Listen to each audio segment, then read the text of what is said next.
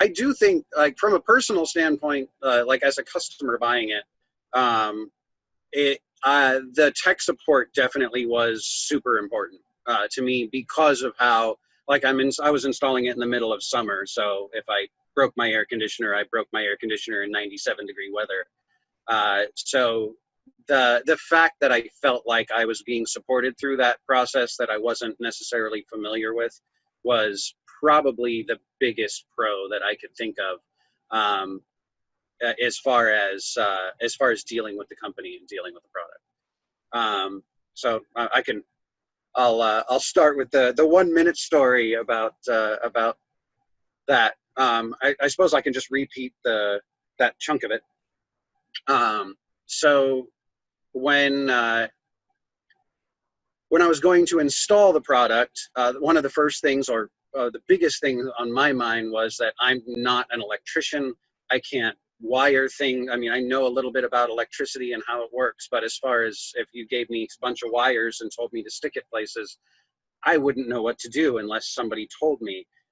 So one of the first things I did was go to the website, look at the schematics, look at the videos, but I ended up seeing at the very bottom of the instruction page the support ticket, and to ask or click it if you had any questions. So I did that. I was able to send pictures of my air conditioner, and as I was going through this process, my wife is looking at this box with 5 wires sticking out of it and going, "Are you sure you can do this? Are you going to break the air conditioner?" And of course, I told her, "Of course I could do this. I'm not going to break it." And in the back of my mind, I'm going, "Oh, if I break this, I'm sleeping on some sort of couch for at least a month." And so I filled out the support ticket, and probably about 40 minutes later, I got a phone call, and it was somebody from the support department. And they knew exactly what kind of air conditioner I had. They looked at the pictures, and I scribbled down these instructions on the back of an envelope that this person gave me, and it was just a step-by-step.